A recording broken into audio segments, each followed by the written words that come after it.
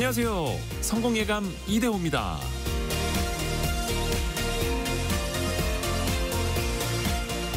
우리는 현실의 불확실성을 자주 마주합니다. 금융시장에선 더더욱 그렇죠. 세상은 복잡계라고 하는데 그 복잡성은 더더욱 복잡해져 가고 그럴수록 예측을 하기 더 어려워지고요. 전통적인 방식으로 대응하는 것도 더 힘겨워집니다. 하지만 그 속에서 끊임없이 상황을 파악하고 데이터를 읽고 자신만의 대응 방법을 찾으려는 노력은 계속해야죠. 불확실한 세상이 그저 어두운 동굴로만 여겨져선 안 될 테니까요. 박쥐에게 동굴은 어둡지 않습니다. 성공예감 이대호입니다. 시작합니다.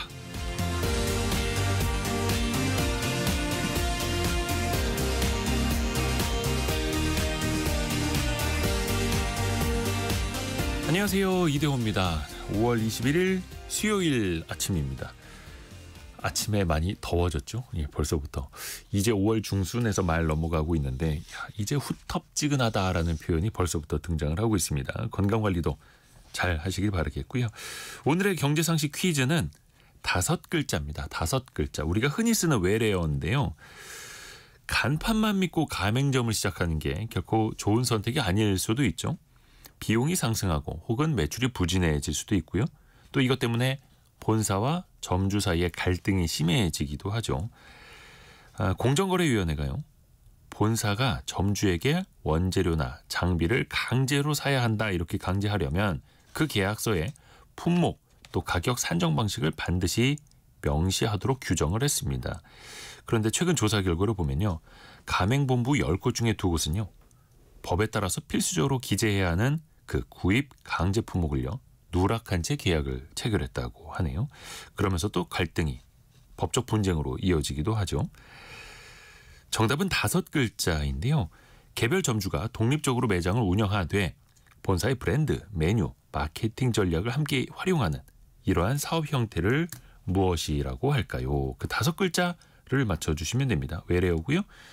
스포츠에서도 구단을 대표하는 간판 스타를 이것 스타 이렇게 부르기도 하죠.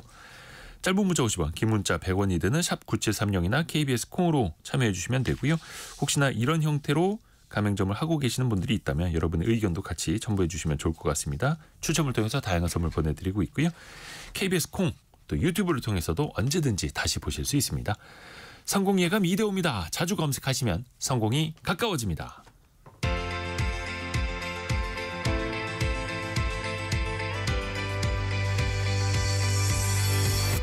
KBS 1라디오 성공예감 이대호입니다.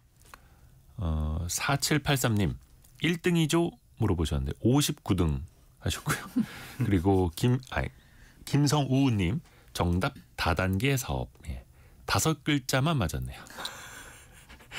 자, 오늘의 경제 뉴스도 들어보시죠. 동아일보 백상경 기자, 한국경제신문 강영현 기자 함께합니다. 안녕하세요. 안녕하세요. 자, 백상경 기자는 어떤 소식 준비했나요? 네, 지난달 대미 자동차 수출이 미국의 관세 여파 때문에 급감했다는 소식 먼저 전해드리고요. 다음은 골목상권 활성화를 위해서 추진했던 온누리 상품권, 정부가 꼼수 소비를 막을 대책을 내놨는데 이 얘기까지 전해드리겠습니다. 네, 강영현 기자는요? 네, 하반기부터 3단계 스트레스 DSR, 그러니까 총부채 원리금 상환 비율이 시행이 되는데요. 네. 뭐가 달라지는지 전해드리고요.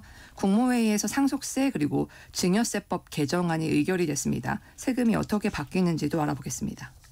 자, 백상경 기자가 준비한 소식. 자동차 수출이 많이 줄었습니다. 네, 산업부가 2025년 4월 자동차 산업 동향 자료를 발표를 했는데요. 네. 4월 대미 자동차 수출이 28억 9천만 달러로 집계가 됐고요. 약 4조 300억 원, 우리 돈으로 4조 300억 원 정도가 되고요. 1년 전에 비해서 20% 감소를 했습니다. 이 여파로 전체 자동차 수출도 4%가량 줄어서 3개월 만에 감소세를 기록을 했습니다. 지난달부터 시행된 미국의 25% 자동차 이 관세가 부과가 됐기 때문에 이 여파로 분석이 되고 있는데요. 대미 자동차 수출이 사실 이제 관세 영향이 본격화하기 전이었던 3월부터 위축 조짐이 좀 있었습니다. 그런데 이게 보다 본격적으로 지난달에 감소세가 나타났다라고 볼 수 있겠고요. 여기에 현대차가 이런 관세 여파 등에 대비를 해서 조지아 신공장 가동을 했었는데 네. 이게 본격적으로 가동이 된 것도 영향을 미쳤습니다. 아하, 현지 생산해서 현지에서 맞습니다. 팔아버리니까요. 네, 그래서 3월부터 지금 본격적으로 차량 양산이 이 조지아 신공장에서 이루어졌는데요. 여기서 공급하는 물량들이 늘어나면서 국내 수출분이 줄어드는 효과가 나타난 겁니다. 그래서 현대차 4월 현지 판매량이 실제로 8만 대를 넘으면서 1년 전보다 20% 성장을 했거든요. 그러니까 현재 판매량은 늘었는데 국내에서 수출하는 불은 줄었다라고 볼 수 있겠습니다. 이렇게 완성차 수출은 또 감소를 했는데 부품 수출이 지금 2조 8천억 원 정도입니다. 그래서 1년 전에 비해서 3.5% 늘어났는데요. 이게 5월 3일로 예정됐던 미국 이 자동차 부품 관세를 앞두고 재고 축적을 미리 해놨다. 이렇게 그 수요가 좀 반영이 됐다라고 분석을 할 수 있겠습니다. 이게 참 현대차 같은 자동차 업체 입장에서는 한국 땅에서 만드나 미국에서 만드나 똑같은 판매 대수만 유지하면 되겠습니다만 네. 생산, 수출, 고용 측면에서 보면 우리는 좀 뼈아픈 측면이고요. 미국 시장이 대표적으로 이제 부진했다라는 건데 수출 측면에서 봤을 때 다른 지역은 어떻습니까? 네, 그래도 다행이라고 볼 수 있는 건 이제 수출 호조를 좀 보였습니다. 기타 지역에서는요. 그래서 충격을 조금 완화하는 모습들이 나타났는데요. EU 시장 같은 경우에는 수출이 1조 3천억 원 정도를 기록을 했고요. 이게 1년 전보다 25% 정도 좀 많이 늘어났습니다. 그밖에 기타 유럽, 그리고 아시아, 아프리카 지역에서도 전반적으로 수출 증가세가 좀 나타났고요. 내수 판매도 15만 622대를 기록을 했습니다. 그래서 7%가량 증가하는 모습을 보였고요. 이게 개월별로 보면 한 3개월 연속 지금 상승세가 이어지고 있습니다. 네. 근데 현대차가 조금 마음 아픈 소식이 있습니다. 전기차 생산을 일시 중단했다고요. 네, 이게 사실은 이제 전 세계적인 전기차 수요 정체, 이 캐즘이라고 부르는데요. 네. 이 수요 정체 현상 때문입니다. 그래서 전기차 시장이 지금 충전 인프라 부족, 그리고 전기차 배터리 성능, 그리고 안전 이슈 이런 것들도 있었고요. 여기서 기인한 소비자들의 어떤 심리적인 거리감 같은 것들이 계속 있어서 복합적인 이유로 판매가 부진한 상황입니다. 그래서 우리나라 4월 전기차 수출도 2만 1,171대, 그래서 12.5% 정도 감소를 했습니다.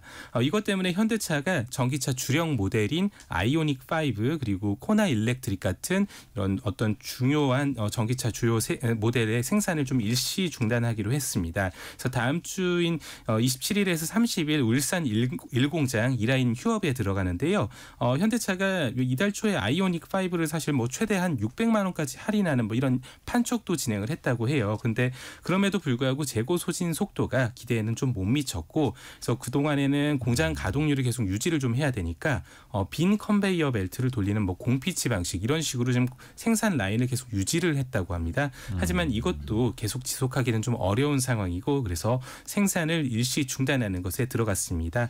지난 2월 그리고 4월에 이어서 지금 올해 들어서 세 번째 중단입니다. 금리도 여전히 높고 또 경기도 좋지 않고 그러다 보니까 전 세계적으로 전기차 판매가 부진하고 그러다 보니까 전기차 생산 라인도 어떻게 보면 이제 더 느리게 돌아가게 대응을 할 수밖에 없는 현대차 모습이네요. 또 그리고 자동차 분야에서 관세, 일본도 지금 미국과 협상을 하고 있잖아요. 네. 그런데 좀 신경전이 치열하네요. 네, 어쨌든 자동차는 우리나라도 그렇지만 일본도 굉장히 민감한 문제이기 때문에요. 교도통신 그리고 산케이신문 보도를 보면요, 일본의 최고 무역협상 담당자인 아카자와 장관이 미국에 방문을 해서 3차 관세 협상을 개최하는 방안을 조율 중인데요. 일본 측은 특히나 지금 일본산 자동차에 대한 이 25% 관세를 철폐하지 않는다면 미국과의 양자 무역 협상이 의미가 없다라는 입장을 고수를 하고 있습니다. 그래서 아카자와 장관도 일련의 미국 관세 조치가 매우 유감이다. 계속해서 철폐를 강하게 요구하고 있다는 입장을 분명하게 했습니다. 일본은 지금 미국과 가장 먼저 양자 무역 협상을 시작을 했는데 한국처럼 지금 늦어지고 있는 상황이고, 영국 같은 경우가 지금 먼저 결과물을 내놓고 있습니다. 그래서 우리 정부도 지금 미국과 제2차 기술 협의 진행하고 있고, 새 정부 출범한 출범 전에 지금 마지막 관세 무역 대면 협의가 이루어질 것으로 보이는데요. 좀 좋은 포석이 깔리면 좋을 것 같다는 생각이 듭니다. 그리고 아까 9시에 우리나라 5월 1일부터 20일까지의 그 수출 통계가 나왔는데요. 전년 동기 대비 2.4% 줄었네요. 그중에서도 대미 수출, 미국으로 향하는 수출이 14.6%나 줄었고요. 어떻게 보면 미국에서 관세가 고율로 시행되기 전에 땡겨서 선수요를 좀 땡겨간 것도 있습니다만 이제 미국 쪽 수출이 관세 영향을 본격적으로 받기 시작했다. 이런 분석들도 나오고 있고요. 자, 강영현 기자가 골라온 경제뉴스 들어볼게요. DSR 3단계 윤곽이 나왔죠. 네, 오는 7월 1일부터 이제 전 금융권에서 주택담보대출 그리고 신용대출 그리고 뭐 카드론, 주택 외의 담보대출 등 이제 기차대출 등에 대해서 1.5%의 스트레스 DSR이 부과됩니다. 사실상 이제 모든 가계대출에 적용이 되는 셈인데요. 뭐 아시겠지만 스트레스 DSR은 미래 금리 변동 위험을 반응해서 대출 금리에 스트레스 금리를 부과하고 그래서 이제 대출 한도를 산출하는 제도인데요. 네. 스트레스 금리는 이제 실제 금리에는 반영이 되는 건 아닌데 대출 한도를 축소하는 효과를 가져옵니다. 그래서 금융당국에서 이제 급격한 대출 한도 축소로 실수요자들이 어려움을 겪는 것 등을 고려해서 이제 단계적으로 시행해 왔는데 이번에 이제 7월 1일부터 3단계가 시작이 되는 겁니다. 만약에 금리가 더 오른다면 더 경제가 안 좋아지는 상황에 당신이 견딜 수 있을까요? 라는 상황을 이제 가정해서 네, 맞습니다. 일종의 은행들 스트레스 테스트 하듯이 미리 이렇게 더 규제를 하는 건데 그러면 실질적으로 대출이 얼마나 줄어들까요? 네, 예를 들어서 연소득이 1억 원인 사람을 가정을 하면은 이 사람이 30년 만기 그리고 연 4.2% 금리의 혼합형, 그러니까 5년 고정 이후 변동금리를 선택하고 네. 또 원리금 균등 산항 조건으로 주담대를 받는다라고 가정을 했을 때 지금까지 2단계를 적용했을 때 한도가 6억 3천만 원까지 나왔는데 3단계를 적용하면은 5억 9천만 원, 그러니까 약 3,300만 원 정도 줄어든다고 합니다. 그래서 연봉이 만약에 5천만 원인 차주라고 했을 때 동일한 조건이면은 혼합형으로 1,700만 원 정도 한도가 줄어들게 되고요. 그러니까 신용금리 대출 같은 경우에도 좀 달라지는데 금리 유형 그리고 만기에 따라서 2단계보다 대출 한도가 100만 원에서 400만 원 정도 감소하게 됩니다. 또 이번에 주목을 받았던 게 수도권과 지역 같은 경우에 어떻게 차등을 둘 것인가였잖아요. 어떻게 발표됐어요? 네, 일단 3단계 조치에서 비수도권 주담대는 제외를 하기로 했습니다. 그래서 2단계 스트레스 금리인 0.75%가 올해 말까지 적용됩니다. 1.5가 아니라 0.75만. 네, 아무래도 뭐 최근에 비수도권 건설 경기가 악화하고 있고 또 주담대 신규 취급액에서 비수도권이 차지하는 비중이 감소하고 있기 때문에 이를 감안한 조치라는 설명입니다. 신용대출 같은 경우에도 1억 원 미만인 경우에는 뭐 실수요 그리고 생계형 자금까지 너무 위축시킬 수 있다라는 우려 때문에 이번 스트레스 DSR 적용 대상에서 빠졌습니다. 근데 이렇게 해서 과연 침체되어 있는 지역 부동산 시장을 살릴 수 있을 것이냐. 이거는 이제 사람들이 또 의문을 가질 수밖에 없는 거고 실효성 별로 없을 거라는 비판도 나오고 있고요. 근데 또 수도권 특히 서울 지역 집값은 특정 지역은 계속해서 신고가 가고 있고 네. 가계대출도 많이 늘고 있잖아요. 네. 그래서 사실 요즘에 이렇게 해서 가계대출을 잡는 게 목적인데 잡을 수 있을까라는 우려도 나오고 있습니다. 왜냐하면 다들 아시겠지만 최근에 이제 가계대출이 좀 늘어나고 살아나는 모습을 보이고 있거든요. 그래서 지난달에 전 금융권에서 가계대출 잔액이 전달과 비교해서 5조 3천억 원 늘어나면서 6개월 만에 최대 증가폭을 기록을 했습니다. 네. 그래서 이달 들어서도 가계대출 증가 속도가 더 빨라지고 있는데 5대 은행에서만 보름 동안 3조 원 가까이 늘어난 것으로 나타났습니다. 그러니까 금리 인하기에 접어들면서 대출자들의 부담이 줄어들고 있고 거기에다 이제 7월부터 스트레스 DSR 3단계가 적용이 되니까 한도가 축소될 수밖에 없잖아요. 그러니까 미리 좀 막차를 타려고 하는 수요가 몰리고 있다라는 분석이 나오고 있습니다. 일단 금융당국에서는 금융권 그리고 월별 가계대출 한도 관리 등을 통해서 급격한 대출을 막겠다는 입장인데요. 하지만 이렇게 했음에도 불구하고 가계부채 증가세가 잡히지 않을 경우에는 추가 조치도 단행할 것으로 예상이 되고 있습니다. 자, 그리고 다음 달부터 6월부터 전월세 계약할 때 실수하면 과태료 낼 수도 있다고요. 네, 이건 6월 1일부터입니다. 임대차 계약을 맺고 나서 30일 내에 계약 내역을 신고하지 않으면 과태료를 내야 되는데 네. 신고 대상은 보증금 6천만 원 이상 또는 월세 30만 원을 초과하는 계약입니다. 그 대상 건물은 주택임대차보호법상의 주거용 건물인데요. 단독 다가구 주택 그리고 아파트, 연립 다세대 주택, 주거용 오피스, 고시원 등이 다 포함이 됩니다. 그리고 신고 지역은 수도권, 광역시 그리고 도의 시지역 그러니까 군단위는 제외가 되고요. 세종시, 제주시가 포함이 됩니다. 신고를 안 하시게 되면은 과태료는 거래가 미신고 기간에 따라서 최소 2만 원에서 원에서 최대 30만 원까지 부과가 되고요. 신고를 하시려면은 온오프라인 모두 가능합니다. 뭐 동주민센터에 방문을 하시거나 혹은 국토교통부의 부동산 거래관리 시스템에서 하시면 됩니다. 이번 조치를 통해서 세입자의 권리 보장 그리고 시세를 좀 투명하게 관리할 수 있다, 볼 수 있다라는 기대가 커지고 있는데요. 특히 전세 사기 예방에도 기여할 것으로 기대가 됩니다. 반대로 이제 과태료 수준이 원래 100만 원까지였는데 이게 네. 좀 낮춰졌거든요. 그리고 또 신고 누락을 했을 때 단속이 좀 어렵다 보니까 실효성 확보가 어렵다는 우려도 있습니다. 성공적인 안착을 위해서는 현장 단속 그리고 홍보가 강화되어야 한다는 지적이 나옵니다. 임대차 계약 맺고 30일 안에 그 계약 내역을 신고해야 한다. 자, 그리고 백상경 기자가 준비한 소식.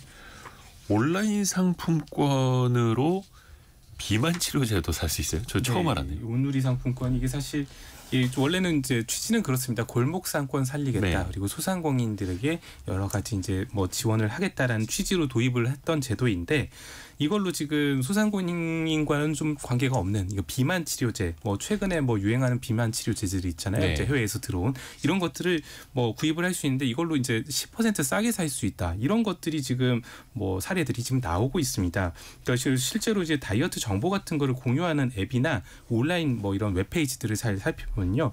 최근에 한국에 들어온 인기 다이어트 약 이거 뭐 온누리 상품권으로 10% 싸게 살 수 있다라는 그 글들이 공유가 되고 있습니다. 약국에 뭐 가면은 이거 살 수가 있고 그리고 약국에서 좀 잘 모르면 어떻게 쓰는지도 알려준다. 뭐 이런 내용들도 좀 들어 있고요. 네. 뭐 여기에 또 뭐 검색을 해보면 금을 싸게 사는 법, 뭐 스마트폰을 이걸로 싸게 사는 법, 뭐 이런 것들이 지금 온라인에서 버젓이 이런 정보들이 공유가 되고 있습니다. 그래서 오세희 민주당 의원실에서 이런 내용들을 좀 정리를 해서 자료를 좀 냈던 것 같고요. 그리고 실제로 이제 보면 이제 지난해 이런 온누리 상품권 사용처에 이런 여러 가지 비만 치료제, 뭐 스마트폰, 금 같은 고가품의 구매 기록들이 좀 나타났다라고 합니다. 그래서 이런 부분들이 조금 뭐 좀 다들 황당하게 여기시고 있는 부분들이고요. 그러니까 어떻게 보면 이제 전통시장 인근에 있어서 전통시장처럼 묶여버리던지 네. 아니면 소상공인들이 운영하는 가게에서 산다라든지 이런 식으로 빠져나가는 거니. 네. 또 하나가 이게 1인당 구매 한도가 있잖아요. 온누리 상품권은. 네. 그러다 보니까 남의 명의로 사는 사람들도 있는데 갓난아기 이름으로도 삽니까? 네, 이게 1인당 구매 한도가 말씀하신 것처럼 지금 1인당 250만 원입니다. 네. 그래서 월마다 250만 원인데 이걸 넘겨서 온누리 상품권을 확보를 하기 위해서 어린아이들 명의로 상품권을 대량 구매하는 뭐 그런 케이스들도 있었습니다.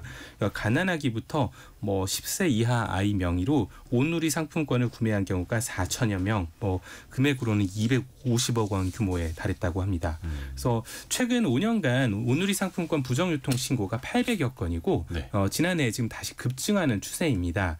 지난해 중기부 국정감사에서도 이게 논란이 됐었는데요. 이른바 이때는 온누리 깡 사건이 굉장히 큰 논란이 됐었습니다. 그러니까 대구의 한 전통시장 마늘가게 같은 곳에서 뭐 이런 조직적으로 페이퍼 컴퍼니를 좀 만들어서 온누리 상품권을 부정 유통한 사례였던 건데요. 이게 매월 평균 192억 원의 온누리 상품권을 현금으로 환전을 해가지고 이걸 10억 원가량을 챙겼다라는 의혹을 받았던 건입니다. 그러니까 10% 정도 할인을 네. 받을 수 있으니까 250만 원 10% 25만 원 크잖아요. 네. 이러다 보니까 다른 사람 명의로도 산다라는 건데 정부는 이걸 어떻게 보고 있습니까? 네, 정부도 이 부분에 대해서 대책을 내놨습니다. 전통시장법 개정안이 얼마 전에 이제 국무회의를 통과를 했는데요. 네. 소상공인 시장진흥공단에 온누리 상품권 부정 유통 신고센터를 설치를 하고 그 신고 포상 제도를 활성화하기 위한 내용들이 담겼습니다. 그래서 이게 말씀드린 뭐 온누리 깡을 비롯해서 여러 가지 이 부정 행위들을 근절을 하겠다라는 목적으로 도입을 한 거고요. 그래서 이 센터에 이 설치되는 센터에 신고를 하게 되면 신고 포상금을 받을 수 있는데 개인 1회당 이 최대 1,000만 원 그리고 1년 내에는 최대 2천만 원까지 포상금을 받을 수가 있게 됐습니다. 그래서 좀 액수가 좀 상당하기 때문에 자진 신고를 좀 유도할 수 있는 부분이고요. 20만 원 이하의 소액 보상도 이루어지는데요. 요거는 연간 최대 3회까지 받을 수 있게 해서 좀 어쨌든 작은 것들이라도 신고를 활성화할 수 있게끔 하겠다는 거고요. 암암리에 이루어지던 이런 부정행위들이 좀 줄어들 수 있을지 관심이 쏠리고 있습니다. 근데 이게 어찌됐든 간에 온누리 상품권으로 소비가 가능한 지역에서 뭐 금이 됐든 뭐를 됐든 사는 거는 제도적으로 막아야 되는 거고 네. 이걸 통해서 실제 물품을 사지 않고 깡, 네. 현금화한다라든지 이런 게 또 주요 신고 대상이 되겠네요. 자, 강영현 기자가 준비한 소식. 상속세 부과 기준 그 방식이 바뀌는 거죠? 네, 상속세 및 증여세법 개정안이 어제 이제 국무회의에서 의결이 됐는데 네. 상속세 과세 체계를 유산세에서 유산취득세로 변경하는 것이 골자입니다.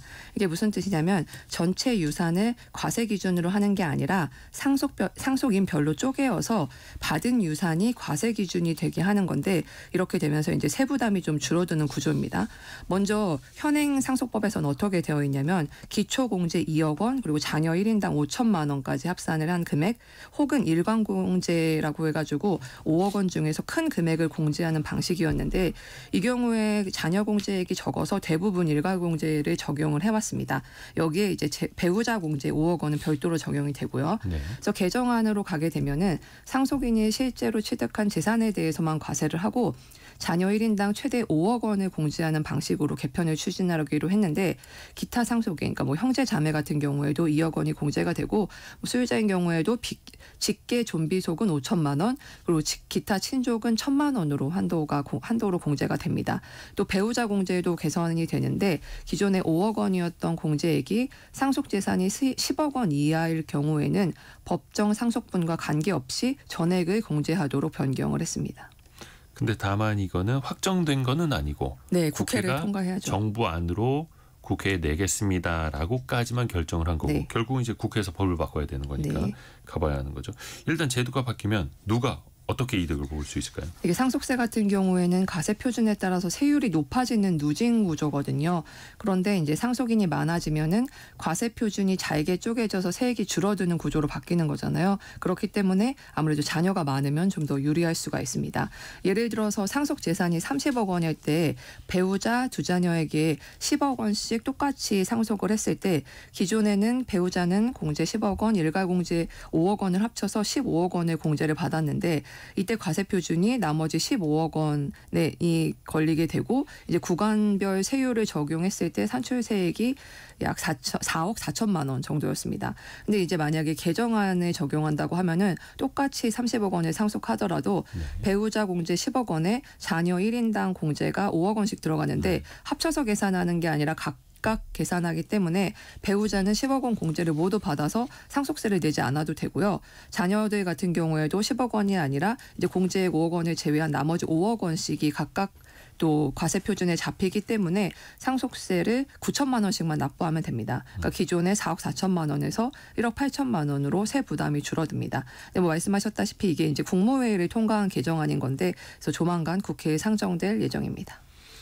이후에는 공은 이제 국회로 네. 넘어갔고 국회에서 또 어떻게 논의하는지 좀 지켜봐야죠. 한국경제신문 강영현 기자, 동아일보 백상경 기자였습니다. 고맙습니다. 감사합니다.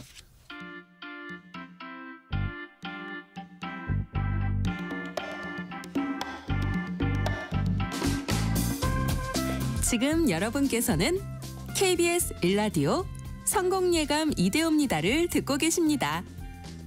프로그램에 참여하신 청취자 여러분께는 추첨을 통해 Y스트릿에서 밝은 눈과 두뇌 건강, 활력까지 한 번에 와이즈 부스터를, 아름다운 식탁 창조 주비푸드에서 뿌리 담은 리얼 생 와사비를, 쉽고 빠른 판촉물 제작 시너지 기프트에서 고속 충전 알람 시계를, 그리고 성공예감에서 준비한 커피 쿠폰을 보내드립니다.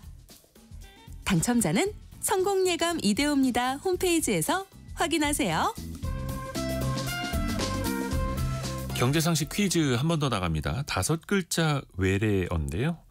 가맹점이 본사와 계약을 맺고 통일된 브랜드와 메뉴, 경영 방식으로 운영하는 사업 형태. 5글자 외래어로 이렇게 표현을 하죠.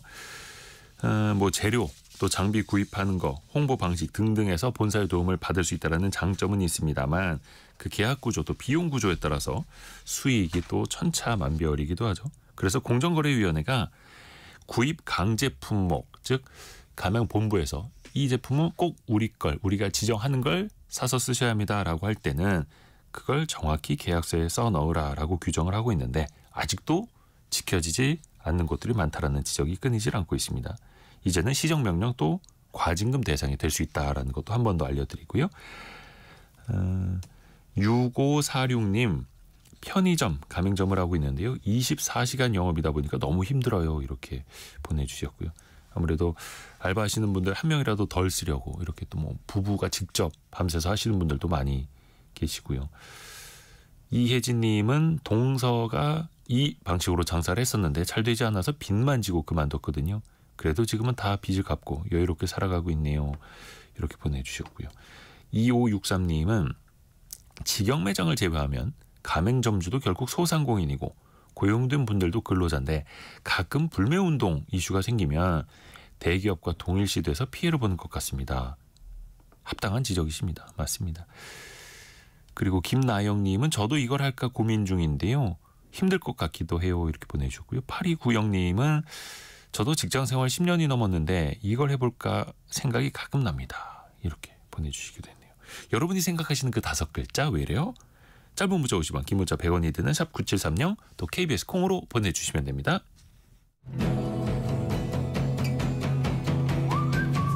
오늘의 움직임에 주목하고 세상의 흐름을 놓치지 않습니다.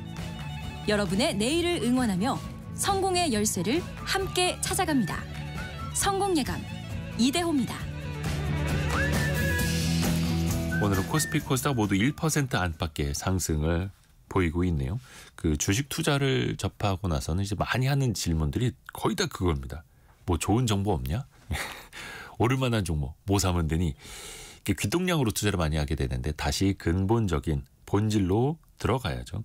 사실 그 투자의 출발은 교과서 측면에서 보면 기업의 공시가 가장 중요합니다.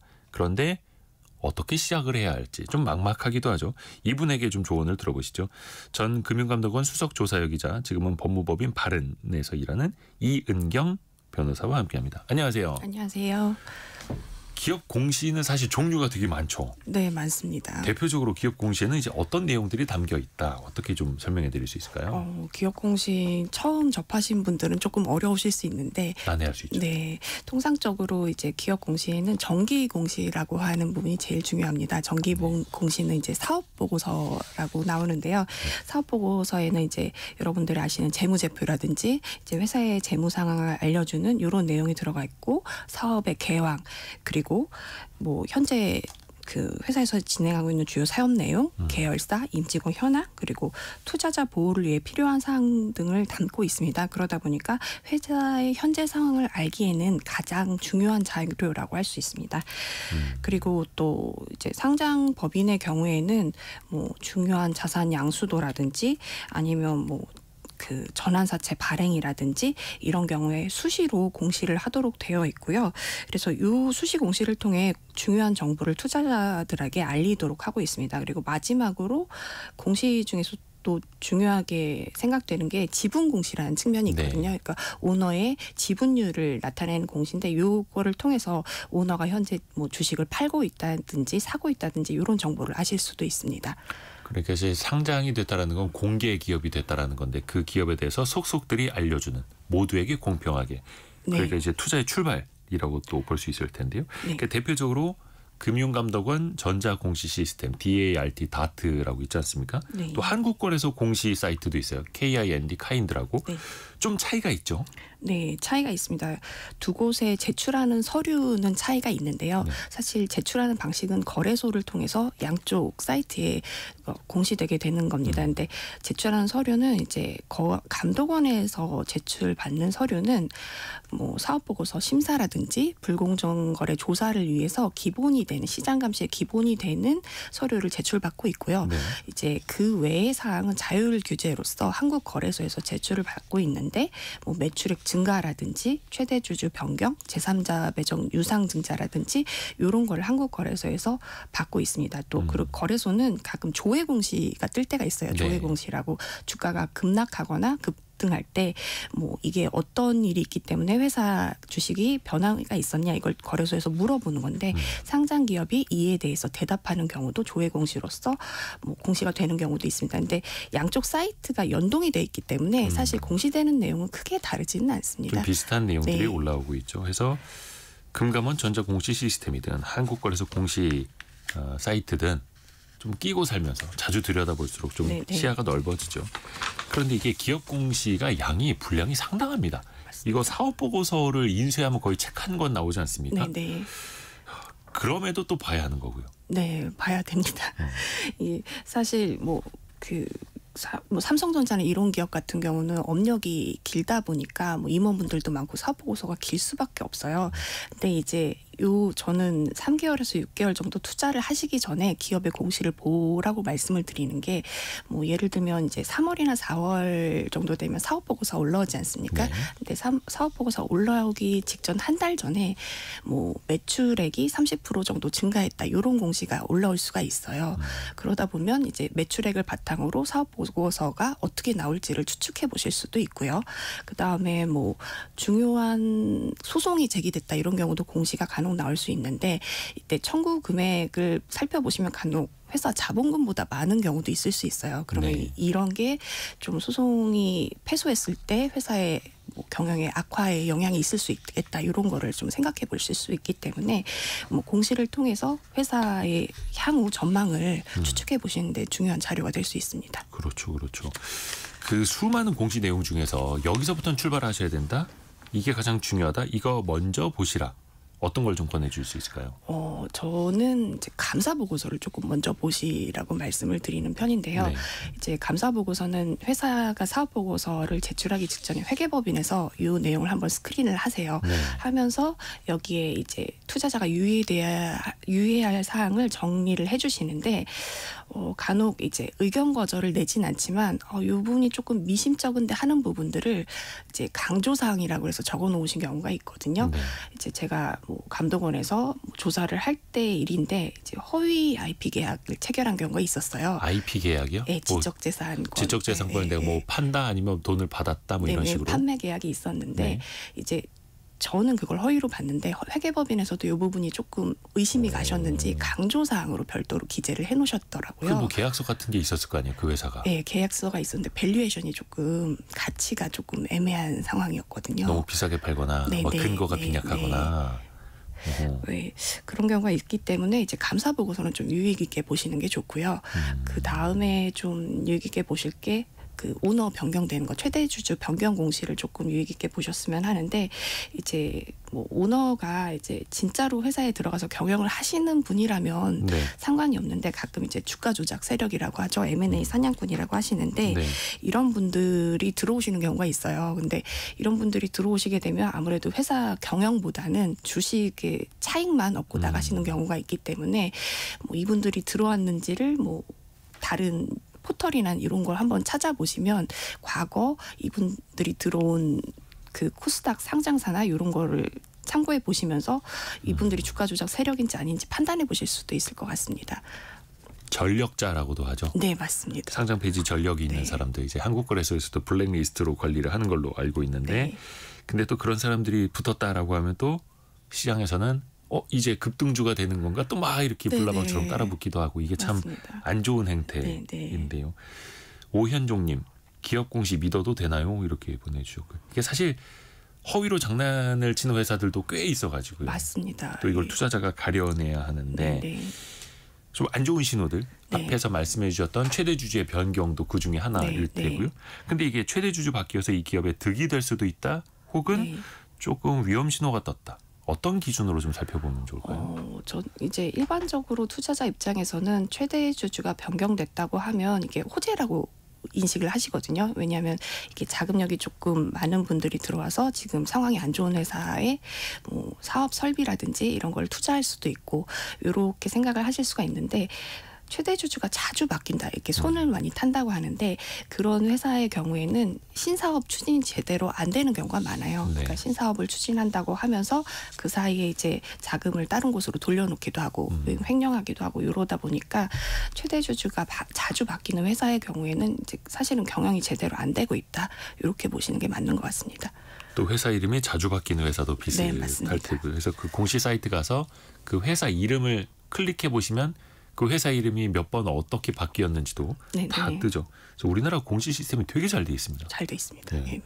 또 최대 주주 못지않게 경영진도 살펴봐야 하지 않습니까? 네, 네, 경영진도 살펴보셔야죠. 네, 네. 이사들의 면면도 다 나오죠. 네, 네, 맞습니다. 그 이사 그 뭐 주주총회를 할 때 보면 이사하면서 경력이 다 나오거든요. 근데 경력을 보시다 보면 이제 예전에 상장 폐지된 회사의 뭐 대표이사였을 수도 있고 아니면 뭐 문제가 됐던 회사와 관계자일 수도 있다 보니까 이런 거를 조금 참고하시는 게 중요할 수 있습니다. 그러니까 등기가 아니라 근데 사실 미등기 이사로 이름을 올리거나 네. 차명으로 하거나 또 이런 사람들은 또 속가내기 어려운 측면도 약간 현실적으로도 있기도 하고요. 있습니다. 그리고 그 불성실 공시법인들 그러니까 공시를 허위로 하거나 번복하거나 이런 회사들이 끊이지 않고요. 또 올해는 1년 전보다 한 25% 늘었다라는 통계도 벌써 나왔어요. 네. 왜 이럴까요? 저는 주가 조작 세력의 주가 조작 방법에 변화가 있었다고 생각이 들거든요.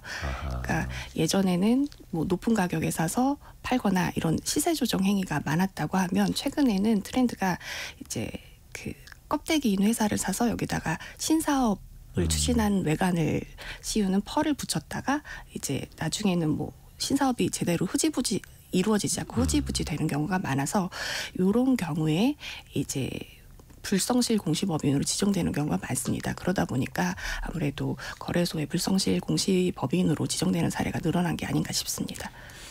그러니까 단순히 빠르게 시세 차익만 치고 빠지는 거에서 이제 완전 종합 기획형으로 영화 한 편 찍듯이 네네. 그러다 보니까 사람들은 또 속아 넘어가고 이게 진짜인지 아닌지로 확인하기까지는 몇 년이 걸리는 거고요. 맞습니다. 이제 조사까지 끝나면 거의 한 3년, 4년 정도 걸리거든요. 이미 그 사람들은 돈을 다 벌고 도망갔을 테고 또 다른 사람들은 또 물려 있을 테고. 네. 이게 성실하게 또 공시하는 법인들이 상장사들이 대부분이기는 합니다만 뭔가 좀 페널티가 있어야 되잖아요. 잘못한다면. 네네. 이제 감독원 쪽에 공시를 지연하거나 아니면 이제 이 부분에 대해서 허위가 있었다고 하면 과징금이 매겨지게 되고요. 그다음에 거래소 같은 경우는 벌점 제도를 운영하고 있습니다. 그래서 앞서 말씀드린 것처럼 공시를 번복한다든지 아니면 공시를 이행하지 않는 경우에 벌점을 매기게 되는데요. 통상적으로 벌점이 한 10점 이상이 되면 주식의 매매 거래가 정지되게 되고요. 1년 동안 15점 이상이 되게 되면 관리 종목이라고 하죠. 상장 폐지 직전 단계에 가게 됩니다. 그리고 이 관리 종목에 들어가고 나서 벌점이 또 15점 이상이 됐다. 그러면 상장 적격성 심사를 받게 되고요. 이제 결국은 이제 상장 폐지에 이를 수도 있게 됩니다. 그러니까 어떻게 보면 공시 문제 때문에 벌점이 누적돼서 하루 이틀 정도 거래가 정지된다라는 건 회사 입장에서 별로 두려운 게 아니죠. 주주 입장, 투자자 입장에서 두려운 건데. 근데 그게 하나둘씩 노란불이 들어오는 거고 결국 그러다가 관리 종목 지정되고 상장 폐지 심사도 받을 수 있다라는 거.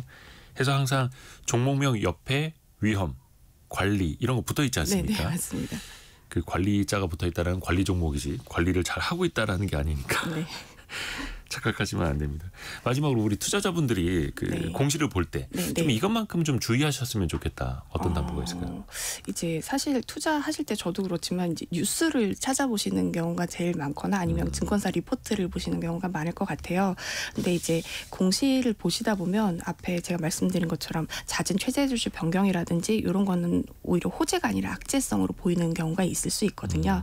그래서 그런 거를 조금 공시뿐만 아니라 관련 정보를 모두 다 종합해서 이 정보를 한 번 더 분석해서 투자를 하시는 게 중요할 것 같습니다.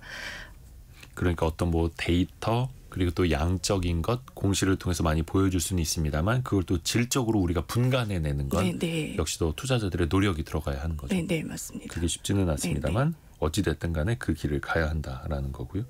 오늘 법무법인 바른의 이은경 변호사 통해서 공시에 대해서 살펴봤습니다. 고맙습니다. 감사합니다. 라디오 정보센터 다녀옵니다.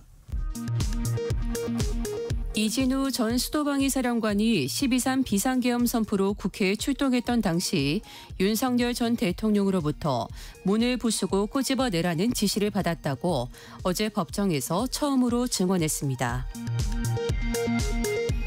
건진법사 전성배 씨의 부정청탁 의혹을 수사하는 검찰이 통일교 전 간부 윤모 씨가 전 씨에게 건넨 고가의 샤넬 가방이 김 여사의 수행비서인 유모 행정관에게 전달된 정황을 포착했습니다.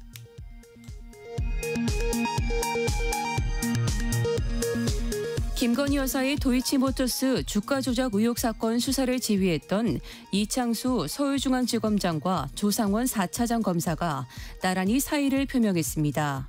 조국혁신당은 이에 대해 난파선에서 먼저 뛰어내리는 동물과 흡사하다며 비겁하다고 비판했습니다. 미국 도널드 트럼프 행정부가 추진하는 품목별 개별국가 상호관세 문제를 조율하기 위한 한미 정부 간 실무통상협의가 현지 시간 20일 미국 워싱턴 DC에서 사흘 일정으로 시작됐습니다. 지금까지 라디오 정보센터 뉴스 정한나였습니다. 사실 Z세대가 좀 개인주의에 빠져 있지 않나? 이기적이지 않아라고 생각하실 수도 있습니다만 편견일 수 있습니다. 최근에는 2030 세대가 다정해지기 위한 노력도 하고 있다고 하는데요. 무슨 얘기일까요? 트렌드 팔로우 시간에 한번 들어보시죠. 대학내일 정은우 센터장과 함께합니다. 안녕하세요. 안녕하세요. Z세대가 다정함을 배운다? 조금 낯설긴 해요. 네, 지난해 그 가수 장원영 씨가 유행시킨 럭키비키라는 유행어가 있었는데요. 긍정적인 사고. 네, 부정적으로 보지 말고 그 속에서 긍정성을 찾자라고 하는 이야기였는데 네. 최근에는 그런 긍정성을 넘어서 다정함을 좀 주목하고 있습니다. 실제로 저희 대학내일 20대 연구소 빅데이터 조사에 따르면 다정과 관련된 언급량이 지난 2년 사이에 한 2배가량 증가를 했고요. 흥미로운 점은 이 다정 언급량과 더불어서 혐오 관련된 언급량도 역시 증가하고 있다라는 건데 이게 사회적 갈등이 좀 증가하고 이렇게 혐오가 생기면서 그거에 대한 반작용으로 이 20대들이 다정에 대한 갈증을 원하는 시대가 오는 게 아닌가라고 저희는 좀 추측을 하고 있고요. 얼마 전에 이 자리에서 인간적인 것들의 어떤 매력을 이야기하는 휴먼 터치라는 것들을 소개해드렸던 적이 있는데 이 네. 기계적 교류라든지 이런 다양한 갈등 이런 것들이 사회에 많아지면서 다정함을 소재로 한 콘텐츠들이 반대로 인기를 끌고 있는 게 아닌가라고 생각을 하고 있습니다. 한쪽에서는 막 혐오로 가고 막 갈등으로 그렇죠. 가지만 네. 또 한쪽에서는 인간의 본성상 네. 따뜻함을 또 찾아가는 거네요. 그렇습니다. 좀 닮고 싶은 사람도 있을 거 아니에요. 그렇죠. 네, 그 실제로 이제 추구미라고 하는데 이제 이른바 그 내가 가닿고 싶은 어떤 모습 이런 것들이 이제 추구미라고 부르는데요. 이 코로나 시기에는 일을 잘하는 일잘러들 그리고 이후에는 좀 긍정 가치관을 가지신 분들 이런 분들이 추구미였는데 최근엔 앞서 설명드렸던 것처럼 다정한 태도를 지니신 분들이 추구미로 주목을 받고 있습니다. 네.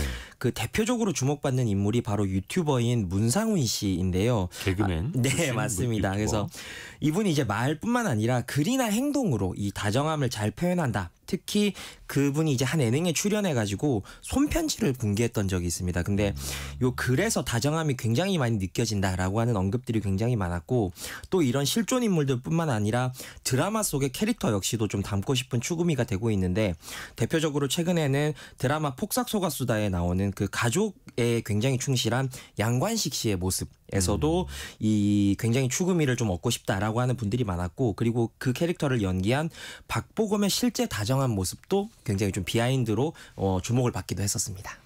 박보검 씨는 박보검 씨일 뿐이고 네. 양관식 같은 사람은 드라마에서나 있지. 이게 좀 눈이 너무 높아져가지고 네. 너무 이제 그렇죠. 극단의 캐릭터 아닙니까? 네. 우주 최강의 다정함.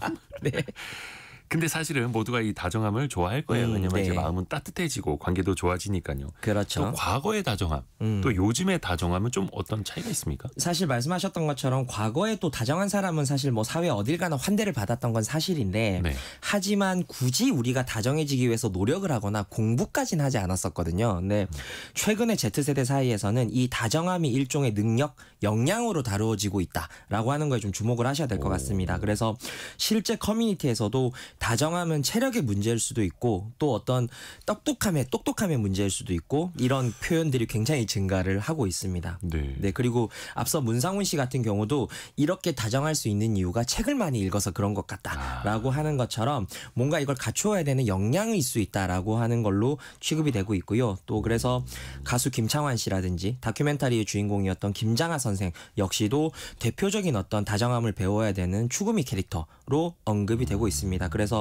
평소에 이런 다정함이 일종의 교양이고 그래서 이런 사례들을 수집하고 공부해야 된다라고 하는 게 기존과 조금 다른 지점이라고 볼 수 있을 것 같습니다.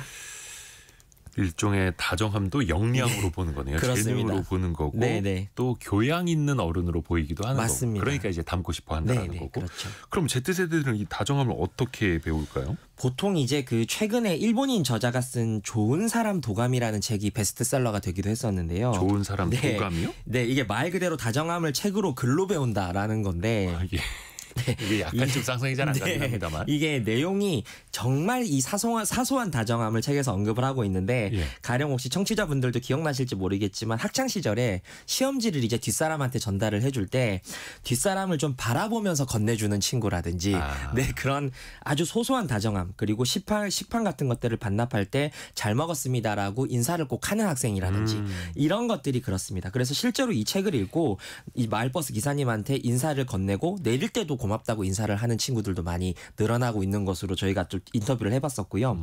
특히 이 다정함이 이제 주목을 받으면서 다정한 스몰 토크가 좀 주목을 받고 있습니다. 그래서 처음 보는 사람한테도 정겹고 편안하게 말을 걸 수 있는 이 능력이 멋지다고 생각하는 건데 이런 것들을 위해서 이제 상대에 대한 배려와 관심을 좀 배워야 되는데 아무래도 이 스몰 토크라는 것들이 줄어드는 시대이다 보니까 이 스몰 토크를 잘하는 유튜버들을 통해서 배우고 있는 시대라고 보시면 될 것 같습니다. 네. 권인숙님이 네. 다정한 것들이 더 오래 살아남습니다라고 보내주셨어요. 맞습니다. 어떻게 보면 이게 일종의 사회적인 진화일 수도 있어요. 그렇죠. 각박해져가는 세상 속에서 네. 조금 다정함이 있는 사람은 뭐 채용할 때도 면접할 때도 그렇고 물론입니다. 조직 내에서도 조금 더 이제 눈에 띌 수가 있는 거죠. 네. 사람들이 또 함께 하고 싶은 사람이 될 수 있다라는 공감합니다. 거고. 요즘엔 이걸 책으로도 배우고 유튜버에게도 배우고 네. 설마 네. 혹시 이런 다정함, 따뜻함을 네. 인공지능한테도 배울까요? 설마? 이게 검색하면 나오는 다정해지는 이게, 거? 설마 네 맞습니다. 그래요? 생활 전반에 AI 활용하는 게 굉장히 많이 보편화된 시대 아닙니까? 근데 이 다정력이 주목을 받다 보니까 내 대화를 분석하고 어떤 지점을 교정해야 되는지 역시도 AI의 도움을 받고 있습니다. 근데 이게 생뚱맞은 게 아니라 굳이 이 GPT를 활용하는 이유가 AI가 가장 그 사용자의 말투를 많이 학습했기 때문에 여기에 대한 조언과 이런 것들을 해줄 수 있다라고 20대들이 생각을 하고 있는 거죠. 그래서 얼마 전에 한 커뮤니티에서 누군가 이 GPT가 자신의 말투를 분석한 결과를 공유했었는데 이런 게 너무 그 핀포인트하게 딱 맞아 떨어져서 조회수가 한 4만 회 정도를 기록할 정도로 큰 관심을 불러일으켰고요. 네. 또 대화 스킬을 익히는데 GPT를 활용해야 한다라고 하는 20대들이 실제로 온라인상에서 찾아보시면 굉장히 많습니다. 그래서 이 모든 것이 이제 다정함을 길러야 되는 능력으로 보기 때문에 나타나는 현상인데요. 그래서 GPT한테 기운이 없는 사람한테 힘내라는 소리 말고 할 수 있는 표현이 뭘까라고 물어보면 이제 GPT가 단순 검색으로는 절대 알 수 없는 내용들을 다양하게 이 러닝된 것들을 알려주는 것이죠. 그러니까 힘들어하는 사람한테 힘내라고 하는 게 참 네. 잔인한 말이기는 한데 그럴 수 있죠. 네. GPT가 뭐라고 알려줄까 그러면? 그래서 이제 그때는 이런 말들보다는 먼저 공감을 해줘라 뭐라거나 그래서 그 상황에 먼저 공감을 해줘라라거나 단순히 어떤 포털 검색으로는 알 수 없는 내용들을 AI가 이야기를 해주고 있습니다. 네. AI 통해서 따뜻함, 다정함을 배울 수 있고 대화 스킬 그러니까 왜 음성 대화처럼 하면서 그렇죠. 지금부터 좀 다정한 대화를 해보자. 네네네. 이렇게 맞습니다. 유도를 할 수도 있는 네네 거고요. 그렇습니다. 0501님은 좀 무뚝뚝한 편이시라고 하는 일종의 인생 숙제처럼 느껴집니다. 그러셨는데 사람 성격에 따라서 그렇죠. 네네 맞습니다. 어쩔 수 없기도 해요. 네네. 근데 그런 무뚝뚝함 속에서 이제 툭툭 던지는 네. 따뜻함이 나올 때 맞습니다. 사람 사이에서 더 많은 것도 느끼게 하는 것 같고요. 물론이죠. 김경금님은 똑똑함은 나를 위해서 쓰는 지능이고 다정함은 남을 위해서 쓰는 지능이라고. 좋은 말씀해 주셨네요. 네. 근데 지금 시점에서 Z세대가 어떻게 보면 이 따뜻함이라는 게 네. 어디서 뭐 점수를 받을 수도 있는 거 아니고 스펙으로 쌓을 수도 있는 것도 아닌데 이렇게 네. 주목을 하는 이유는 어떻게 이해해야 될까요? 사실 뭐 사회가 다정해진다는 거는 무척 반가운 일인 거는 맞습니다. 그리고 특히 다정함을 눈여겨봐야 하는 이유로 이 다정함 속에서 다양한 가능성이 좀 내포되어 있기 때문이라고 저는 생각을 하는데요. 우리가 이렇게 사회를 이루고 사는 이유 자체가 혼자 모든 걸 잘할 수 없고 또 늘 잘할 수 없기 때문에 그렇죠. 이 사회를 이루고 사는 건데 그 가치를 이 경쟁 속에서만 잘한다고 생각했던 20대 청년들이 먼저 깨닫고 배우기 시작했다라는 것이 굉장히 고무적이라고 생각을 합니다. 그래서 단순히 착한 사람이 되자 이런 것이 아니라 우리 사회에 이미 사라졌다고 생각했던 어떤 상부상조 문화나 이런 것들이 젊은이들을 통해서 살아나고 있다. 이런 흐름들을 읽어야 한다라고 생각을 합니다. 이런 다정한 문화를 또 산업적으로 또 활용을 해볼 수 있을까요? 물론입니다. 이 발빠른 브랜드들이 이미 이런 문화들을 좀 활용을 하고 있는데요. 한 영화관에서 온기 우편함이라는 것을 설치를 했는데 따뜻한 우편함. 네, 요게 뭐냐면 익명의 누군가가 극장에 와서 편지를 넣으면 고민이 담긴 편지를 넣으면 온기 우체부라고 불리는 자원봉사자분들이 손편지로 답장을 해주는 방식입니다. 근데 이런 것들이 우울증 예방이나 일상 위로의 효과가 컸는데 이게 영화관으로까지 확대가 돼서 영화를 기다리는 그 틈새 시간이 있지 않습니까? 그래서 그 시간을 활용한 마케팅이라고 볼 수 있을 것 같고요. 또 다양한 크리에이터들 역시도 다정함이 주목을 받다 보니까 재능 기부라든지 이런 것들을 표현을 하면서 개인 채널을 브랜딩하기도 합니다. 그래서 팔로워스가 증가하는 만큼 나는 거리를 다니면서 쓰레기를 줍겠다라고 하는 채널들도 있고 무상으로 다니다가 가게 유리창이 더러우면 그 가게 주인분의 협조를 얻어서 가게 유리창을 닦아주시는 유튜버들도 있습니다. 친절을 베풀기도 하고 또 그걸 보는 사람들도 마음이 따뜻해지는 것이죠. 네. 이게 사실 갈라치기, 혐오가 많을수록 이걸 또 찾으려는 사람들은 많아질 것 같습니다. 맞습니다. 앞으로도 그럴 것 같죠. 네, 그래서 그 안면 기형을 가지고 태어난 어린이가 학교라는 사회에 첫 발을 내딛는 그 이야기를 다룬 영화 원더를 보신 분이 계실지 모르겠는데요.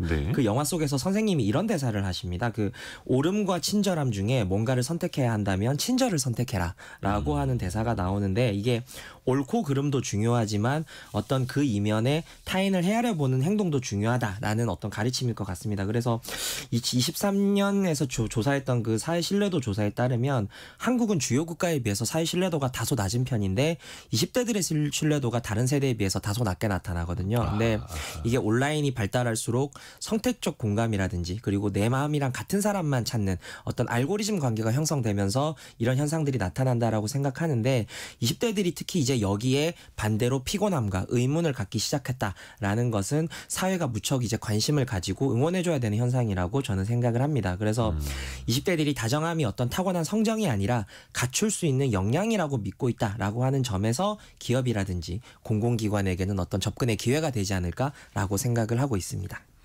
김성우 님이 다정함이 기본이 되려면 공감이 되어야 합니다. 그렇죠. 그렇게 또 상대의 기분에 따라서도 달라져야 하니까요. 이렇게 보내주셨고요.